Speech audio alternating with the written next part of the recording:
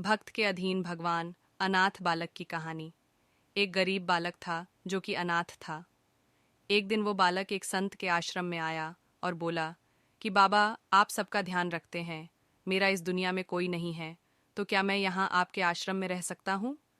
बालक की बात सुनकर संत बोले, बेटा तेरा नाम क्या है? उस बालक ने कहा, मेरा कोई नाम नहीं है। तब संत ने उस बालक का नाम रामदास रखा और बोले कि अब तुम यहीं आश्रम में रहना। रामदास वहीं रहने लगा और आश्रम के सारे काम भी करने लगा। उन संत की आयु 80 वर्ष की हो चुकी थी। एक दिन वो अपने शिष्यों से बोले कि मुझे तीर्थ यात्रा पर जाना है, तुम में से कौन कौन मेरे साथ चलेगा और कौन कौन आश्रम में रुकेगा?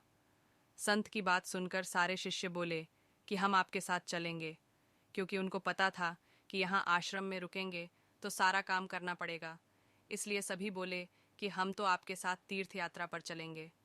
अब संत सोच में पड़ गए कि किसे साथ ले जाए और किसे नहीं, क्योंकि आश्रम पर किसी का रुकना भी जरूरी था।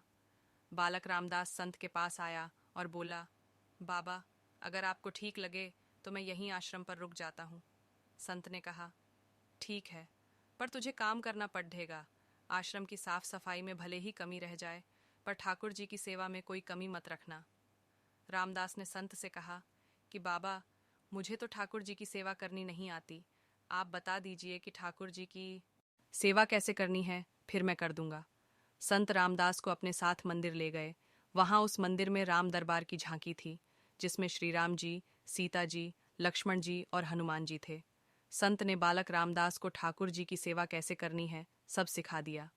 रामदास ने गुरुजी से कहा कि बाबा, मेरा इनसे रिश्ता क्या होगा, ये भी बता दो, क्योंकि अगर रिश्ता पता चल जाए तो सेवा करने में आनंद आएगा। उन संत ने बालक रामदास से कहा कि तुम कहते थे कि मेरा कोई नहीं है, तो आज से ये राम जी और सीता जी तेरे माता पिता हैं। रामदास ने साथ में खड़े लक्ष्मण जी को देखकर कहा, अच्छा बाबा, और ये जो पास में खड़े हैं वो कौन है? संत ने कहा, ये तेरे चाचा जी हैं, और हनुमान जी के लिए कहा कि ये तेरे बड़े भैया हैं। रामदास सब समझ गया और फिर उनकी सेवा करने लगा। संत शिष्यों के साथ यात्रा पर चले गए। आज सेवा का पहला दिन था। रामदास ने सुबह उठकर स्नान किया और भिक्षा मांगकर लाया और फिर भोजन तैयार किया। फिर भगवान को भोग लगाने के लिए मंदिर आया।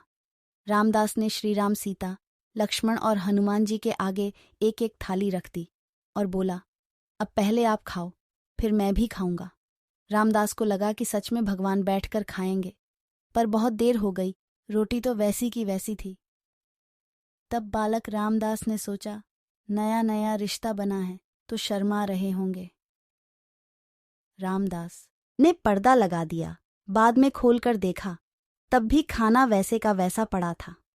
अब तो रामदास रोने लगा कि मुझसे सेवा में कोई गलती हो गई, इसलिए खाना नहीं खा रहे हैं, और ये नहीं खाएंगे तो मैं भी नहीं खाऊंगा और मैं भूख से मर जाऊंगा, इसलिए मैं तो अब पहाड़ से कूदकर ही मर जाऊंगा।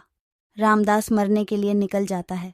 तब भगवान राम जी हनुमान जी को कहते हैं, हनुमान जाओ, उस बालक को लेकर आओ और बालक से कहो कि हम खाना खाने के लिए तैयार हैं।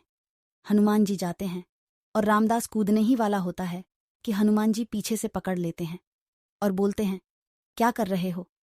रामदास कहता है, आप कौन? हनुमान जी कहते हैं, मैं तेरा भैया हूं, इतनी जल्दी भूल गए? रामदास कहता है, अब आए हो, इतनी देर से वहां बोल रहा था कि खाना खा लो, तब आए नहीं, अब क्यों आ गए? तब हनुमान जी बोले, पिताश्री का आदेश है, अब हम सब साथ बैठकर खाना खाएंगे। फिर राम जी, सीता जी, लक्ष्मण जी, हनुमान जी साक्षात बैठकर भोजन करते हैं। इसी तरह रामदास रोज उनकी सेवा करता और भोजन करता। सेवा करते 15 दिन हो गए। एक दिन रामदास ने सोचा कि कोई भी माँ बाप हो, वो घर में काम तो करते ही हैं, पर मेरे माँ बाप तो कोई काम नहीं करते, सारे दिन खाते रहते हैं, मैं ऐसा नहीं चलने दूंगा। रामदास मंदिर जाता है और कहता है, पिताजी कुछ बात करनी है आपसे। राम जी कहते हैं, बोल बेटा, क्या बात है? रामदास कहता है कि अब से मैं अकेले काम नहीं करूंगा, आप सबको भी काम करना पड़ेगा। आप तो बस सारा दिन खाते रहते हो और मैं काम करता रहता हूं, अब से ऐसा नहीं होगा। राम जी कहते हैं, तो फिर बताओ बेटा, हमें क्या काम करना है? रामदास ने कहा, माता जी, सीता जी, अब से रसोई आपके हवाले। और चाचा जी, लक्ष्मण जी, आप सब्जी तोड़ कर लाओगे। और भैया जी, हनुमान जी, आप लग्धियाम लाएगे। और पिताजी, राम जी, आप पत्तल बनाओगे। सबने कहा, ठीक है। अब सभी साथ मिलकर काम करते हुए एक परिवार की तरह सब साथ रहने लगे।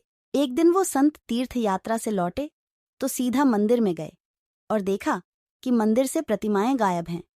संत ने सोचा, कहीं रामदास ने प्रतिमा बेच तो नहीं दी। संत ने रामदास को बुलाया और पूछा, भगवान कहाँ गए? रामदास भी अकड़ कर बोला कि मुझे क्या पता, रसोई में कहीं काम कर रहे होंगे। संत बोले, ये क्या बोल रहा है? रामदास ने कहा, बाबा, मैं सच बोल रहा हूं। जब से आप गए हैं ये चारों काम में लगे हुए हैं। वो संत भागकर रसोई में गए और सिर्फ एक झलक देखी कि सीता जी भोजन बना रही हैं, राम जी पत्तल बना रहे हैं, और फिर वो गायब हो गए और मंदिर में विराजमान हो गए। संत रामदास के पास गए और बोले, आज तुमने मुझे मेरे ठाकुर का दर्शन कराया, तू धन्य है। और संत ने रो रो कर रामदास के पैर पकड़ लिए। कहने का अर्थ यही है कि ठाकुर जी तो आज भी तैयार हैं दर्शन देने के लिए, पर कोई रामदास जैसा भक्त भी तो होना चाहिए।